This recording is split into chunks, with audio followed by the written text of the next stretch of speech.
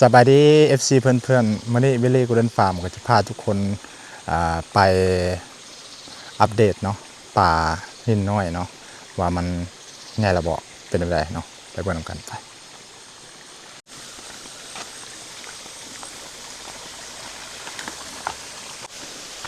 นี่คือบรรยากาศตอนเช้าเนาะFC เพื่อนๆบรรยากาศดีดีตอนเช้าเนี่ยค่อนข้างสงบหน่อยนึง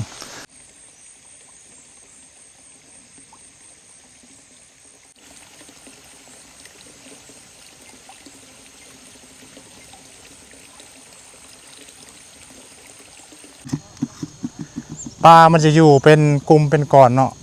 ตอนน้อยนะมันให้อาหารยากหน่อยนึงมันไม่ได้อยู่บนเดียวนะเบื้องนี้เห็นบ่เขาต้องได้ล้อไปทั่วน้องป่าเบื้องว่าบนใดมันอยู่บนใดบ่อยู่นี่เขาต้องได้ให้ไปแต่ละน้อยแต่ละน้อยกินยากเนาะตอนน้อยเนี่ยมันก็กินอยู่มันไม่ได้กินหลายแต่ว่าเสียหัวอาหารหลายเลยมื้อนึงเขาก็ให้อาหารนั่นบ่4 ถ้วย 5 ถ้วยตัวนี้นี่ใส่เต็มๆสดๆขึ้นนิดนึงเนาะแต่ว่ารู้สึกว่ามันยังกินบ่เต็มที่นะเพราะว่าปลามันยังบ่ลึงอาหารปานใดนี่ได้ทิศนึงละแต่ว่าบางโตมันก็ยังแบบเก็บโตอยู่ก็มีเนาะปลาน่ะเอาผู้ใดมีประสบการณ์ในการเลี้ยงปลาแล้วก็เบิ่งปลาตัวน้อยเนาะมาแชร์กันได้เด้อเนาะผู้ใดที่ว่าเคยเลี้ยงปลานะค่อยก็บ่ได้มีประสบการณ์หยังหลายเนาะเพราะว่าค่อยก็หาเฮ็ดมือใหม่ก็บ่ฮู้เนาะว่าต้องเลี้ยงได้จะให้อาหารบ่นี้มันแปลกบ่นั้นนะ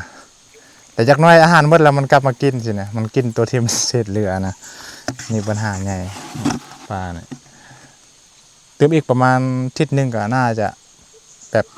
คุ้นเคยกับอาหารหลายขึ้นเนาะกินอาหารหลายขึ้นก็จะใหญ่ขึ้นแล้วเนาะว่าเดี๋ยวนี้มันก็จะเริ่มใหญ่ขึ้นประมาณนี้เนาะบางตัวบางนี้ตัวบางนี้เนาะผู้ใดที่ว่าเคยเลี้ยงปลาจะผู้ดีเนาะการเลี้ยงตอนน้อยนี่ค่อยคิดว่ามันเป็นการเลี้ยงที่ยากที่สุดเนาะคือปลาบ่ค่อยกินอาหารนะเขาให้บ่นึ่งแล้วมันไปบ่นึ่งนะพบกันคลิปหน้า